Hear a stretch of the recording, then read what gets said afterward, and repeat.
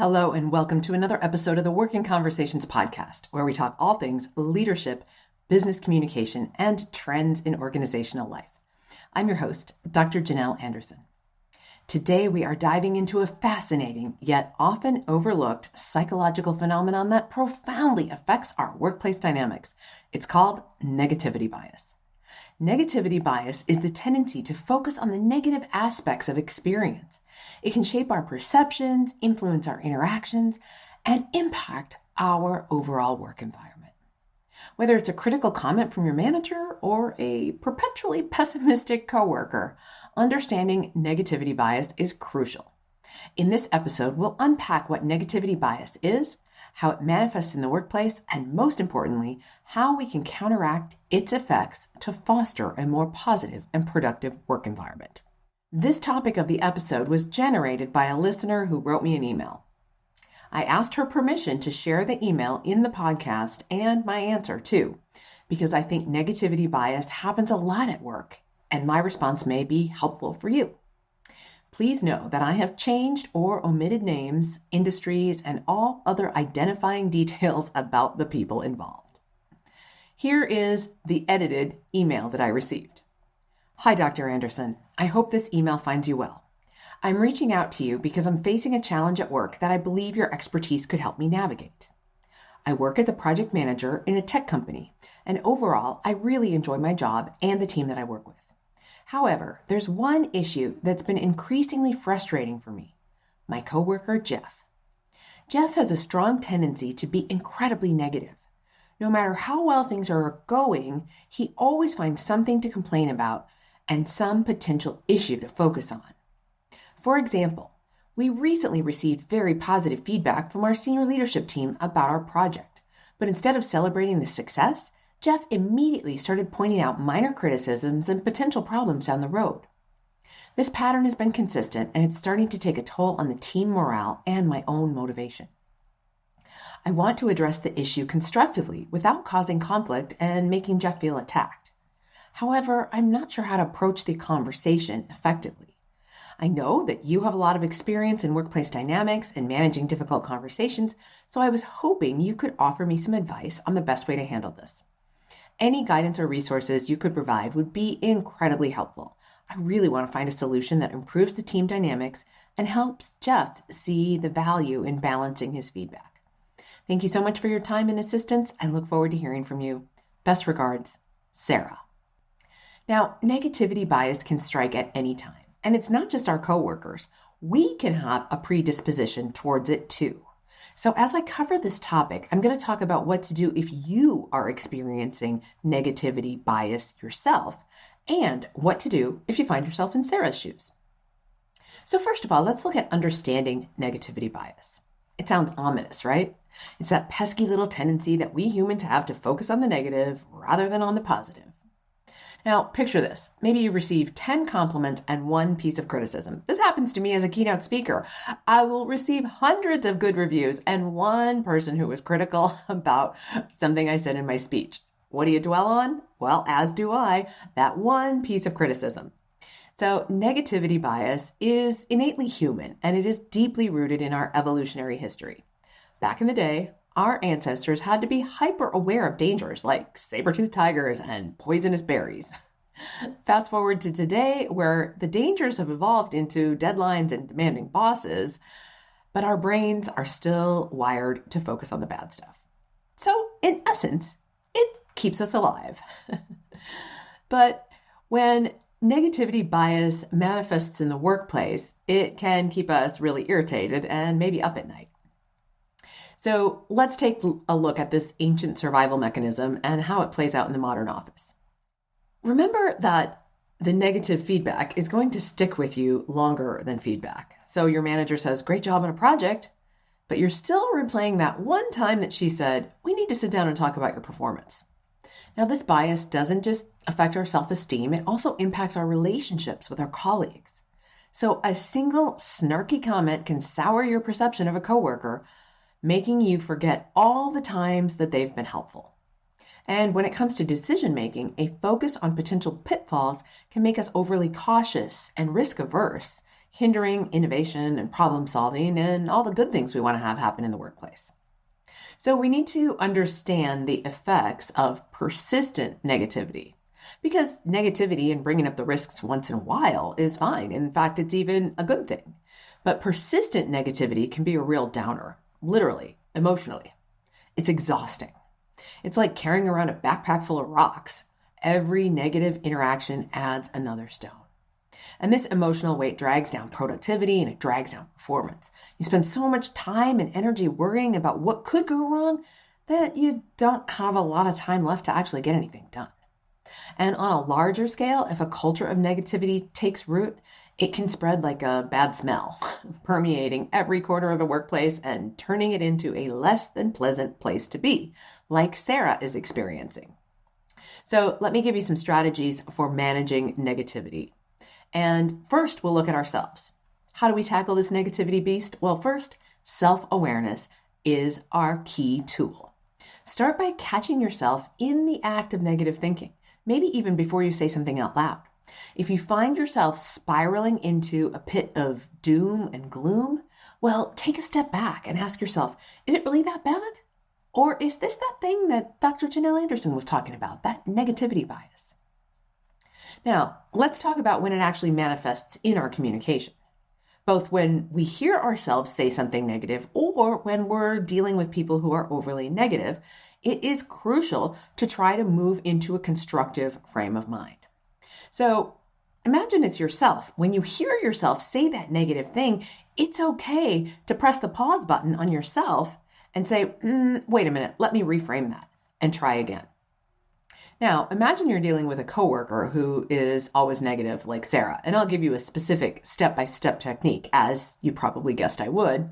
But imagine you've got a coworker who's always complaining about the latest company policy, the latest change in management, anything. Instead of joining in the pity party, make sure you are keeping things positive yourself. You might say, you know what, I see your point, but what can we do to make the best of a new situation or a challenging situation? Or even just simply this situation and not label it as negative in any way yourself. Now, positive reinforcement can help as well. Make it a habit to recognize and celebrate the small wins with somebody who usually is negative. So when they do offer some positive praise or say something that's even neutral, you can help balance out their negative feedback by reminding them that those positive comments or even the neutral comments are helpful as well. Now, stress might be what's behind the other person's negativity. And this is where empathy really comes in. And I want you to think about being empathetic with yourself and with the other person. Of course, managing your own stress is critical, but also think about how the other person might be managing or not doing such a great job at managing their own stress. Because again, that can play a big role in it. So as it relates to yourself, practice mindfulness, take regular breaks, and don't underestimate the power of a good walk outside. Some fresh air and some time in nature can really change your perspective and make you feel more positive. Likewise, so can listening to music. Whether that is warm, soothing classical music or whether it is some upbeat rock tune that really gets you in a better mood. Sometimes just stepping away from your desk to step outside or listen to some music can help you return with a clearer, more positive mindset. Okay, so let's really dig into when it is a crabby coworker who is negative all the time. What do you do when you find yourself in a situation like Sarah did? Well, first off, when faced with a perpetually negative coworker or manager, as I mentioned before, empathy is key. Empathy is your secret weapon. First of all, try to understand where they're coming from. Maybe they're dealing with pressures that you're not aware of, whether those be inside of work or outside of work. Now, that said, it's also important to set boundaries. Protect your own mental health by limiting the time that you spend with negative individuals when possible. So fostering some open dialogue with them can be incredibly effective as well. If those negative comments are really dragging down not only you, but the whole team, address it head on in a constructive manner. Sometimes just bringing awareness to the issue can help shift the dynamic. In fact, here is the specific step-by-step advice that I gave to Sarah. Step 1, reflect, and plan. Before approaching Jeff, Sarah needs to take some time to reflect on the specific instances where his negativity has been particularly disruptive. In fact, if she makes a list of those moments, focusing on the impact that they had on the team and the project outcomes, she can present concrete examples rather than vague complaints. Now, if you're familiar with my work on difficult conversations, it comes right down to the process of laying out the facts and leading to the organizational impact of those facts. So you're going to hear some of those themes in the process I shared with Sarah, but I'm getting a little ahead of myself. Now, step 2 is choosing the right time and place. Sarah needs to do this as a private conversation with Jeff rather than bringing it up in a meeting or in a group setting.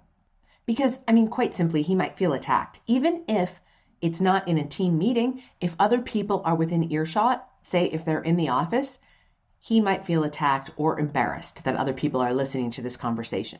So select a time when neither of you is stressed or under a really tight deadline, and then find a private space to talk. Now, Sarah should also ensure that they have enough time to discuss the issue without interruptions or without leaving the topic unfinished. Step 3, Sarah needs to start with empathy. When she sits down with Jeff, she needs to begin with an empathetic statement. She can acknowledge that everyone brings different perspectives and that she values his attention to detail. Now, only if that's true, of course. She might say something like, "Jeff, I really appreciate how thorough you are in identifying potential risks. It's important for our projects." Now, again, only say that if it's true. Now, this is very similar to my difficult conversations model, in which I stress the importance of starting with something that the other person agrees with that's related to the issue at hand. When we're in agreement, by nature, we are not defensive because the human brain doesn't have anything to defend itself from. It's not feeling threatened. So that's where you want to start the conversation. And you may need to dig deep into your own empathy to find some sort of upside to what the person is doing, what their behavior's impact has on the team. And usually there is some upside, because if you remember what I was mentioning before about humans using this process of negativity to keep ourselves alive, we're looking out for danger all over the place. So if you can tap into that from an empathetic standpoint, it'll give you an entry into the conversation that the other person won't disagree with. Then step 4, present the impact. So I encouraged Sarah to bring up the specific instances that she noted in step 1. When she focuses on how Jeff's comments have affected her and the team, she's leaning into the organizational impact. For example, she might say something like, "Last week on Tuesday, we got some pretty big kudos from the C-suite.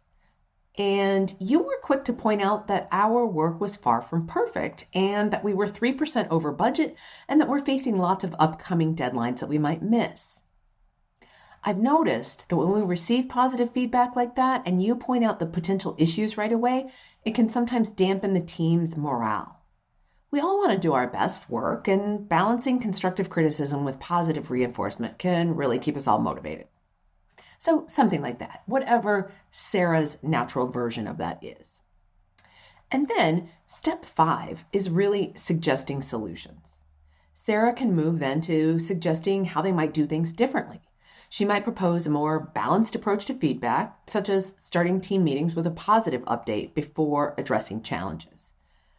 "What do you think about starting our project updates with a quick round of positive news before we dive into the potential issues?" she might say. "I think it would help everyone's spirits stay up while we address the important concerns too." So once she's suggested some ideas, now it's time to open up the dialogue for Jeff's ideas. So step 6 is to open the conversation to the other person. So Sarah can ask Jeff to share his thoughts and feelings. She should make it clear that she's interested in finding a way for them to both work together. She might say something like, "I'd love to hear your perspective on this. How do you feel about balancing the positives and the challenges that we face? Is there something that we could do differently that works for you as well?" And then finally, step 7, agree on some next steps. So I suggest again that they together brainstorm a few actionable steps that they can implement to improve the communication and the overall team atmosphere. Whatever those specific things are, they should also Set a time to check in with each other, not just once, but regularly, to see how this new approach is working. So those are the 7 steps. First, reflect and plan before you go into that conversation. 2, choose the right time and place. 3, start with empathy. 4, present and focus on that organizational impact. 5, suggest some solutions. 6, open the dialogue to the other person. And 7, agree on those next steps and set something in motion to follow up. And finally, as I told Sarah, if the negativity becomes overwhelming, don't hesitate to seek support. Whether it's a trusted colleague, maybe somebody who's not on the same team, just to give some additional distance and to not perpetuate that throughout the team even further, or whether it is your human resources business partner, or maybe even a therapist or a coach, somebody entirely outside of your workplace altogether, talking things out can provide new perspectives and solutions. And if nothing else, it can give you some support to move through that situation. And again, if all else fails, the more you can segment the amount of time that you have to spend with that person and prepare yourself for it mentally before you go into those situations, the better off that you're going to be. Now, as I mentioned earlier, negativity bias is a natural part of the human experience, but its impact on the workplace can be profound if left unchecked. By understanding this bias and implementing the strategies that we've talked about here to counteract it, we can transform our work environment into spaces of positivity and collaboration and higher levels of productivity. Remember, fostering a positive workplace starts with small, consistent actions. Whether you're dealing with a negative coworker or manager or clients, or simply just trying to maintain your own positivity and move away from negativity bias yourself, the tips we've discussed today can help you navigate the challenges and create a more uplifting work environment for everyone. Remember, the future of work is not only about technology, it's about the values we uphold, the communities we build, and the sustainable growth we all strive for. We need to keep exploring, keep innovating, and keep envisioning the remarkable possibilities that lie ahead. As always, stay curious, stay informed, and stay ahead of the curve. Tune in next Monday for another insightful exploration of the trends shaping our professional world. If you enjoy this content and you're watching on YouTube, make sure you hit the subscribe button and knock that little bell so that you get notified every time there's a new episode out and so that you don't miss a thing. If you're listening on a podcast player, you're going to want to head over to YouTube as well at youtube.com/Janelle Anderson, PhD, and subscribe so that you don't miss a thing because I'm making some other videos there too. Whether you're listening or watching, please leave me a review. It helps other listeners find me, and that gets the word out to a broader audience. Until next time, my friends, be well.